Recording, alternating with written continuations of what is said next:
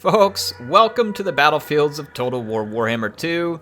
I've been dying to get you some big team battle action on the new update. I haven't had a lot of time to play it myself since the update, but the awesome folks on my Discord have provided me with this battle, and I know you all are going to like it. It is crazy right to the final second, okay? Crazy battle, so make sure you watch the entire thing. Hey, I just want to say thank you, too. There's been a ton of people watching my videos lately that are not subscribers. That's right, I looked at the metrics. That's okay, I'm not upset. If you want to subscribe, we'd love to have you, that's all I'm saying. If not, please keep watching the videos if you enjoy them. Feel free to leave a comment, leave me some feedback. Thank you for being here, that's what I'm saying. And thank you to all those who are subscribed as well. Love having you here. All right, so let's get into this battle. It is going to be High Elves versus Greenskin themed, and we've got some really big, cool units. I am going to like slow it down just for a second. I say just for a second. Okay, maybe like a minute or two. Try not to go too long. I just want to give you the basic army overview. We do have Wurrzag, and folks, he's dancing. He's dancing. This is an appropriate, on-foot, dancing version of Wurrzag, and he is dancing with his new friend, Defishy Tittlemuncha here, which is going to be the River Troll Hag. And he's also got a big idol here, rogue idol. It's kind of like a big Cygor, but also a rogue idol. Now, Giant River Hole Trag is going to have... River Troll Hag. Holy crap. Yeah, I almost got that wrong. She's going to have Mither, which is going to slow enemy units. Yeah, I think she has Mither. Oh, let's see if I can get it right. She does. She's got Mither, which is like a Wrath and Ruin. It's going to slow things down. And then Wurrzag, of course, has the Effigy to Gitz. So the Greenskins are going to be exceptionally good at stopping or slowing single entity monsters to attack them now. That's like their MO. They're very, very good at it. And they're also pretty good in melee.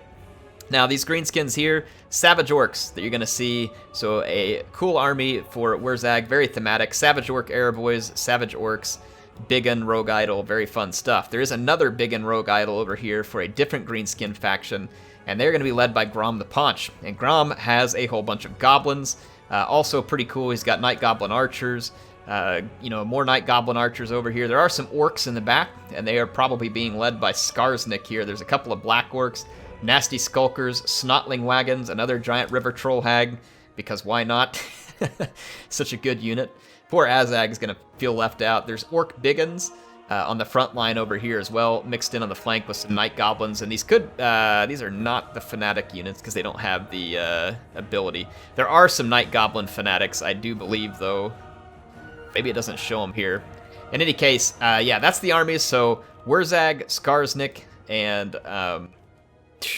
Grom. Gonna be some cool armies. And then over here for the High Elves, we got some good stuff too. We do have Imric, Lord of Dragons, appropriately on a dragon. We have Teclis, Lord of Phoenix now, and he's got an Arcane Phoenix and the Omen of Asuryan with him. So this is Arcane Phoenix times 3. Try Arcane Phoenix. Yeah, try that one on for size. There is a Life Mage supporting out here for Imric. There's also Ragarha's Pride. This is the Regiment of Renown with a special ability to take away leadership and slowing. There's some White Lions, Silverin Guard, and then Spearmen, Rangers, Lothern Sea Guard, Talons of Torquelada, which is a fire damage archer. And then way out here we do have Eltharion, the Grim Warden, and he is going to be on Stormwing, his legendary mount. So that is the armies. Let's hit play, and folks, I promised you an epic battle. It is going to be epic. I'll try and get you lots of good views of it as we go along. To start things off, the Biggins are big indeed, and they are causing some tremendous damage to the elf armies, and really the elves are the ones that are horribly outranged here, and they're going to try and come up and make up for it, but they really don't have anything to penetrate the armor of the Biggin, and they're just going to have to get into a fight eventually. You can see over here the Noble and these Silver Helms. Ooh, they take a shot. They take a big shot. We've got the Fireborn here too. These are from Imric's faction. And you can see they're going to be teaming up on some Savage Orcs. Over here, the Lions and Silverin Guard are engaging Savage Orcs. Savage Orcs are not going to do great in this fight. In fact, they'll do pretty poorly unless they get some big-time support. You can see back here, Savage Orcs already routing. Silverin Guard is easy to hold back Savage Orcs, and with the help of the Lions, you're definitely going to see those Savage Orcs get held back. Now, Effigy to Get was dropped on a Noble here, and let's check this out over here. Ooh, nice fiery convocation there from Teclis. Killed quite a few archers over there. Emric's Dragon Breath all over to Biggin. And we have the Fireborn and the Noble but there's a lot of orcs swarming in here, and Emmerich hasn't yet come down to the ground. His allowing his forces to kind of stay up in the air. Meanwhile, Teclis and his Phoenix trio, oof, another fiery convocation over here. So pretty cool stuff going on here with Teclis. And then there's also a chain lightning, not very well placed. I think it was meant to get the artillery or maybe the archers. It's not doing a ton of work, but you can see the elven magic being brought to bear here. Elves do just have tremendous amounts of magic at this point. That fiery convocation, one of them was from Eltharion, one was from Teclis. Remember, it's a bound spell on Teclis, whereas Eltharion actually has to cast it using Winds of Magic. You can see the engagement over here actually going decently for the Greenskins. They just have a lot of backup. Their range units are causing tremendous damage, and the Biggin used its ammo and is now going into melee. Yep, there were some Night Gobbo fanatics. I can see the spinning loons that went through there as well. Let's go back and check out this side. You can see here that the Fireborn came in to fight this alone. Oof, youch. They took a Fate of Buna plus all that beating, so the Fireborn are going to be unborn at this point, or yeah, dead, I guess works. And we've got the Ragara's Pride back here trying to attack the Savage Orc Error Boys, and a Spirit Leech going off on Emmerich from the River Troll Hag. But Emmerich is wanting to get this Rogue Idol. You can kind of just feel it in the air. Teclis is coming over to support, and so there's probably about to be a fight over here to try and take down the Rogue Idol. It's pretty risky with that Life Mage. They need to stay clear of that. The Savage Orcs just keep pouring on to the Silverin Guard and the White Lions over here, and the Silverin Guard and White Lions have continued to kill them, at least for the time being. As for this flank, the Elves are in very rough shape. The Rangers are being pushed back. They did some decent work, but they're just overmatched here. Against Orc Biggins, not a matchup you want. There is some Lothern Sea Guard here that still has ammo and really needs to be firing rather than being up in this melee, but this many Goblin Archers is kind of a problem. The Sea Guard would have had to have focused them early, but they've been focusing on the Rogue Idol, the big one. This Goblin Artillery has fired unopposed. Grom has barely even had to be involved, it looks like. But at this point, Teclis and his Phoenix trio and Emmerich have had enough of Wurrzag and the Rogue Idol and the Fishy Tittlemuncha. And there is a big fight going on over here. And the Biggin seems appropriately sized for this fight, though I do think it's funny to watch a River Troll Hag swing a bag of carrion at a Star Dragon. I mean, that must be one nasty bag of carrion. Woo! So yeah, we got a heavyweight fight over here, a heavyweight fight. And Dancing Wurrzag gets knocked out real quickly. And as the Phoenix units come back, these Savage Orcs are going to find themselves in pretty rough shape. You can see that the Silverin Guard and Lions, there's still a few of them back there. They did a pretty good job overall against a lot of Greenskin infantry. They were outnumbered pretty tremendously. There, look, Giant River Troll Hag is routing. Rogue Idol also routing. So this fight gets broken up by the High Elves, but I mean, overall, from the power bar, it's looking pretty good for the Greenskins. The Greenskins have cleaned up this fight over here, and the Elves are pretty much in full-on retreat. I didn't get to see it earlier, but some of you may have been wondering what happened to Eltharion. Well, here he is. Let's just say that he got a hold of some mushrooms that weren't really good to eat. It's called fermented fungi, and it's one of Skarsnik's ability. Another fiery convocation there. It looks like it missed mostly. But yeah, fermented fungi can cause your unit to rampage while taking away a ton of melee defense. It's very powerful, and it was combined with Daneed's stabbing off this Gobbo Big Boss, and Eltharion was melted in mere seconds with combined archer fire, and then Skarsnik's anti-large damage with poison, and the giant river hole trag and the Gobbo Hag and the Goblin Big Boss. So Eltharion, despite being High Elf Batman, let's just say that if Skarsnik is the Joker, then the Joker won that fight. Joker definitely won that fight. So you can see a little bit of High Elf infantry left here. Not a lot, though. Just a few spearmen. These Silverin Guard are gone. White Lions are taking a beating, and things looking kind of rough. So it's an interesting position for the Greenskins to be in. Greenskins have so many tools to deal with single entity monsters, but that's also still their biggest weakness. Because if those single entity monsters can't all be killed with those tools, they're still very vulnerable to them if they don't have the right troops present.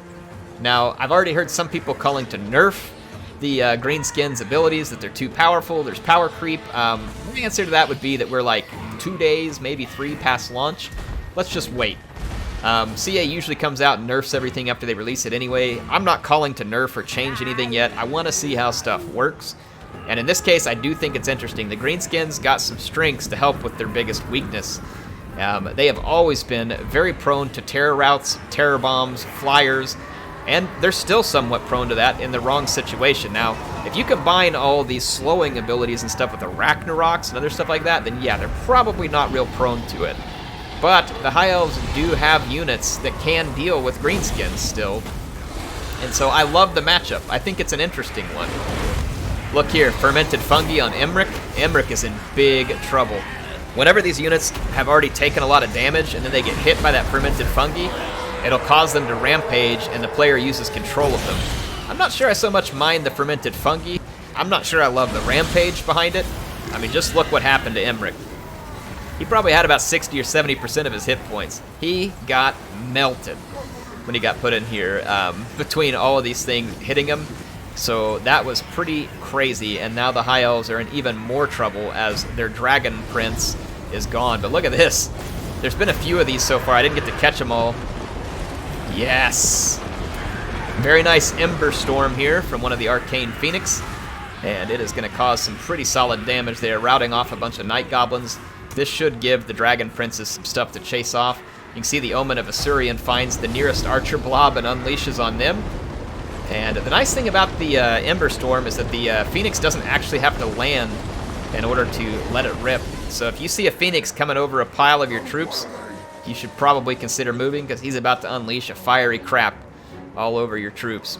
You can see here that Skarsnik gets caught out a little bit, and so the Phoenix takes a shot at him, then decides to pull out. And instead, the Gobbo Big Boss is now going to get gooned and killed. And that's good, because it takes away his ability to use They Need Stabbin'. And They Need Stabbin' is a powerful debuff. So every one of these Greenskin leaders that goes out, they lose a powerful debuff, and it makes things a lot more dangerous for the rest of their troops. But let's look what's out here. There's still some Snotling Pump Wagons out here. They can cause some decent damage. Probably not the large units, but they at least provide some mass. There's a ton of errors. Orc Error Boys, and then Night Goblins.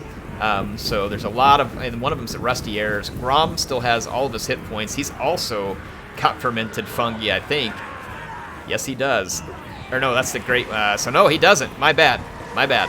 He does not have it. Only Skarsnik has it at this point, and that is it's a big deal. It's a big deal. You can see that they're going after Grom because all of these Phoenix have fire attacks, and Grom has 25% weakness to fire because he regenerates. So I'll let you all see this one up close. As these units dive in, it could very well be the end of the battle. The Greenskins are going to surround them and go to work.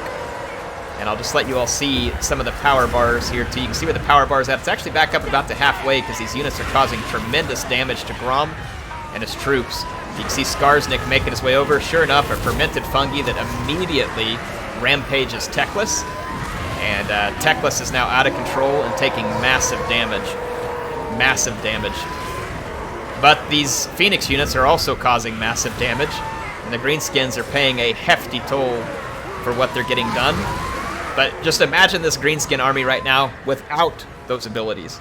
There's no way they could stop these things. But now we got a really close fight on our hands. Grom is down really low. Skarsnik is still looking really healthy, and he is causing a lot of problems. Look at this beautiful Ember Storm here by the Omen of Assyrian. Just really cutting up a lot of Greenskins, so what a play. And you can see that the Phoenix units are just coming up, dive bombing back in, doing their best to cause as much damage as they can here. Teclis is moving around, trying to stay alive. He's after Grom, and he should be. Getting Grom off the battlefield could potentially help the power bar, but I mean, the Greenskins still look like they're in a potent position, because look at this, Black Orcs. Holy crap, man. Taking out Blorks with these flying units could be tricky. The Greenskins, if they blob up, they get punished by the Ember Storm, but if they spread out, they're also going to get punished. And so again, I think that's probably part of the reason why CA gave them some of the abilities that they have now to fight against these single entity monsters, because they are vulnerable to them, and you're seeing that here. That even this late in the battle, even with the numbers advantage, the Greenskins, without the right unit combos, are going to suffer. And you can see, though, that they are hanging on, and the power bar is actually working against the elves right now. Teclis is in rough shape. He's taking a Spirit Leech. It's the last thing he needs right now. And you can see Grom is staying just ahead of Teclis and has a lot of hit points to heal. If they can't kill Grom while he's low, this power bar is going to swing them all the way back down and probably cause army losses. Now, that said, remember that Arcane Phoenix units have a Fiery Rebirth, which will not only give them hit points back potentially, but it will cause an explosion around them, which damages enemy units that are blobbed in. Now, Teclis won't actually get many hit points at this point because he's almost healing capped, which is not surprising with him. Teclis can draw so much magic and healing that he is basically going to hit his healing cap almost every time, unless you got a really lucky go with that fermented fungi, and they almost did here. I mean, Skarsnik almost had Teclis dead to rights. You can see the power bar still slipping in favor of the greenskins. This noble is about to go down over here, and the Phoenix units are just kind of running out of oomph. But look at this, Grom gets netted. So Teclis and his Winds of Magic coming in clutch. Grom is in big trouble. You can see the Blorks coming to help him, but he can get zerged out quick by all this fire damage, and that's exactly what happens. Grom gets absolutely mulched by Teclis and a couple of Arcane Phoenix units. And so Grom is out, but look at the power bar, still heavily in favor of the greenskins. These Black Orcs are going to come in here and just put a savage beating down on whatever's there. And you can see Teclis gets hit with Mither, and he's routing, being shot, and being chased by the giant river troll hag. So Teclis is hurting something fierce there.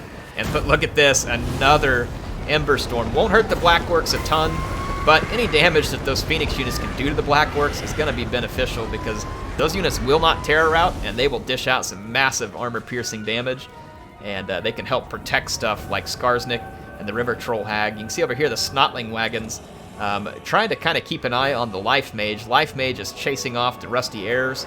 It's a very nice play by the High Elves. There was a couple of Lothern Sea Guard that came back in late here, and we're going to see those Sea Guard come in and try and make a difference in this fight.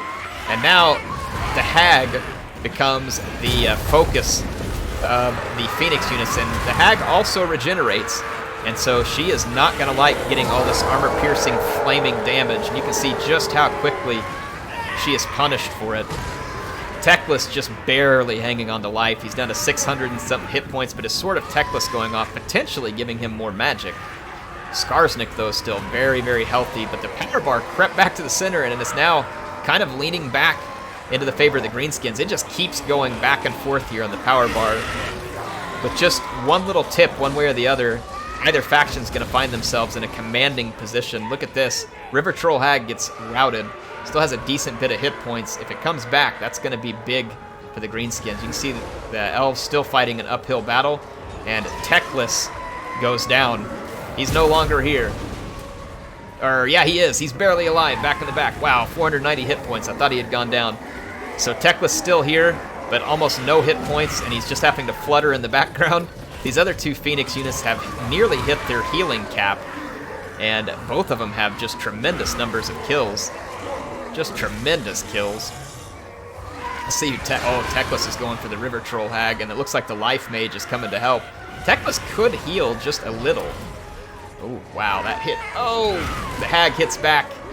And look, here comes some Skulkers. This could be the end of Teclis. But look at this fight here. Skarsnik taking some damage, but the Phoenix unit's taking damage. Teclis shatters.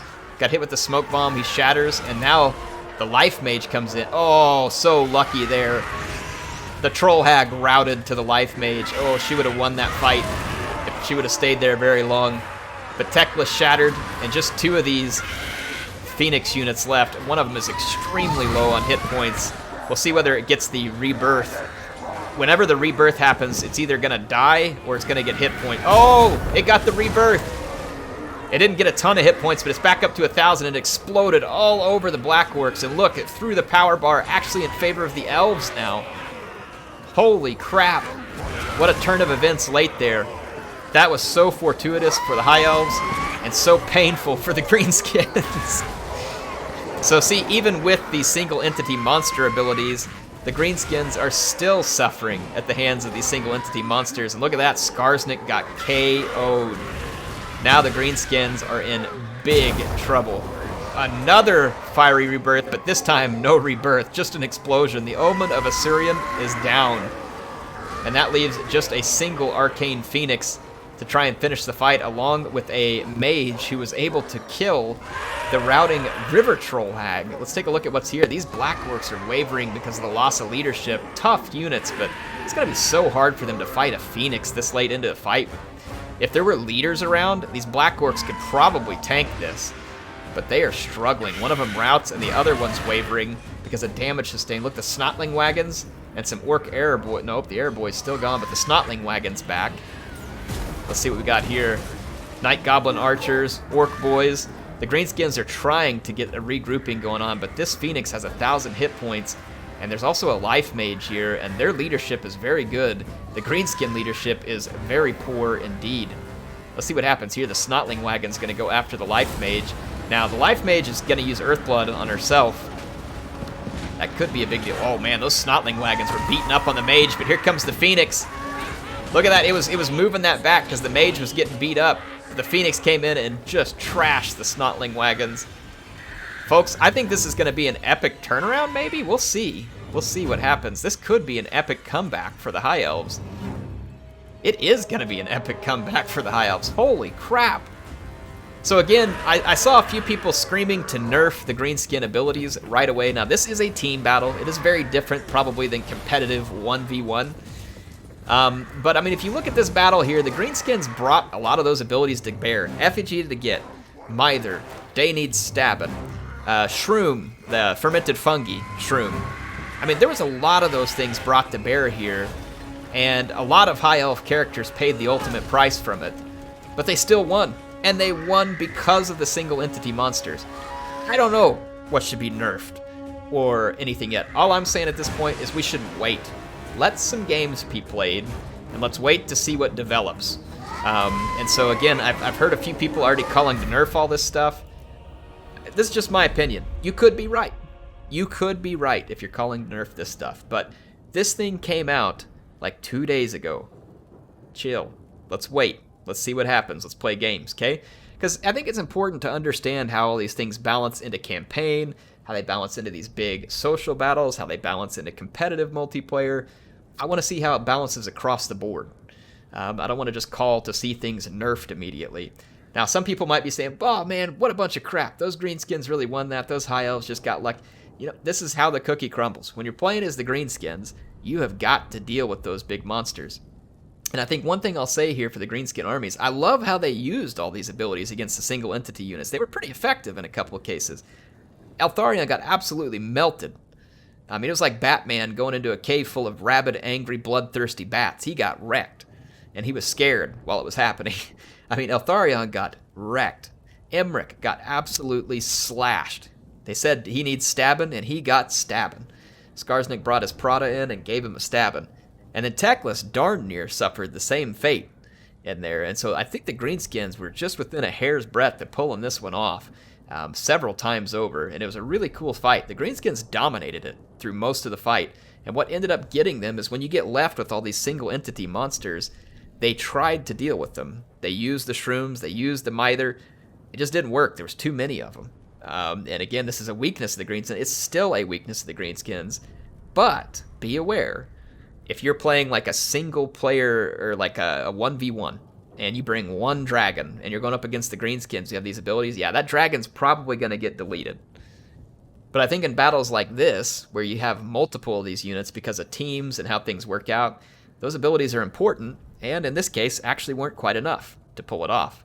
I think the Greenskins would have benefited a lot from having an Arachnarok Spider on the battlefield here. I think an Arachnarok Spider could have potentially turned this battle, and where they could have made it up. Now, I don't necessarily disagree with the picking of Blackworks. Blackworks are some solid infantry and do have their place in certain fights against the High Elves. But you look here, 2 Blackworks and all these extra Goblin Archers. Maybe cut 1 Gobbo Archer and a Blackwork, and you probably could have fit a Spider into this build. And I feel like the Spider is such a great call. Now, I don't necessarily disagree with Debiggen, but the risk you run with Debiggen is if they do bring some, what do you call it, Eagle Claw bolt throwers, Debiggen's not going to trade well with stuff like that. Now, if he can get enough shots in on the big units and back up out of the range of those Eagle Claws, because he does have decent range, I think, Maybe so, but you got to be careful. Anyway, let's take a look at all the ones. Pertani here coming in as Emmerich. He got some damage done with some of these units. Look at this Silver Helm, cleaned in house. The Dragon Prince is here, also getting a bunch of kills.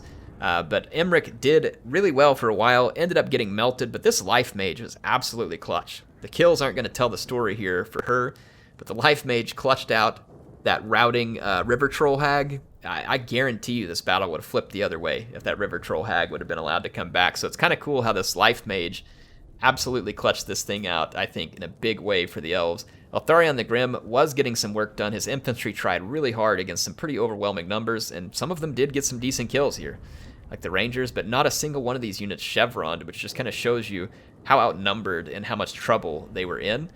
Spearmen, I would never expect to see a lot of kills on them, and then the Sea Guard, just outnumbered. Without the shields and stuff, it makes them pretty weak to all these Goblin Archers, so it can get pretty rough. Decent kills on a couple of the Lions, but just not enough to turn the tide there. But Bluey Devil, thank you. Fun game. I like the pick of the Rangers here. These guys can be quite good against the Greenskins. But yeah, didn't work out for him here, but definitely played a good game and helped his team by killing as many Greenskins as he could. And then Teclis, oh boy, the Phoenix Trio here. It's like a band that the Greenskins hate. I actually really like all the picks here. Silverengard is very good against Greenskins. I tested the other night like a bunch of infantry units. All of the Greenskin infantry, except for Black Orcs, is terrible versus Silverengard. And I mean terrible. About the only infantry unit that can kind of trade for its price is a Gobbo Fanatic if you get a really good spinning loon into the Silverengard. So if you get lucky and you get a really good spinning loon into the Silverengard, it will hurt them more than most other units can. Nasty Skulkers, they don't do well. The Silverengard just tanks them out most of the time with their leadership and melee defense.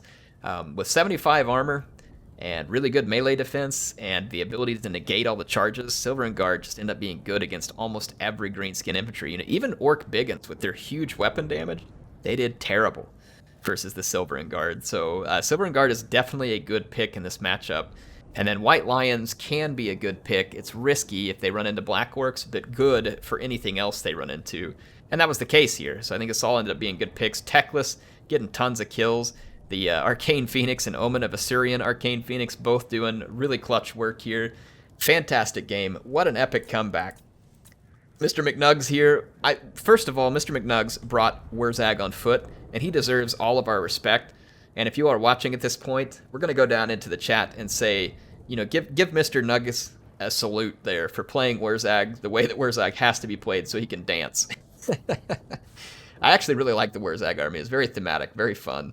So I think that's a cool army. And then Sergeant Battle, thanks for bringing an awesome Grom army here. A few boys, but lots of goblins. Very thematic for Grom as well. And then Telenio here with the Skarsnik build that was also very cool. Snotling wagons, goblin artillery, goblin infantry mixed in with a few biggins, and the Gobbo Big Boss. Skarsnik is a very good lord against the High Elves, in my opinion, these days.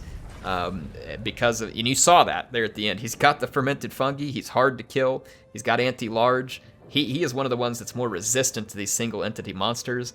And so I do think Skarsnik can be a very good pick. And I think he was picked with the right heroes there too.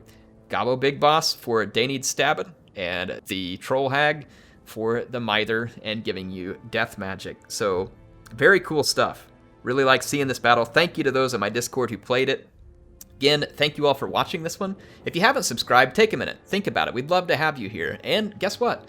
I got a link in the description to my Discord. If you want to come play games with awesome people, have fun people to chat about games, not just Total War. There's a lot of other games there too. Great people. I promise you it's a good community. None of the toxic crap you usually find on the internet. These folks are fantastic. I love hanging out with them myself, and I try to do it as often as I can. So feel free to come join us. We'd love to have you. Anyway, HeirofCarthage signing out for now. I will see you soon with some more Total War Warhammer 2 action.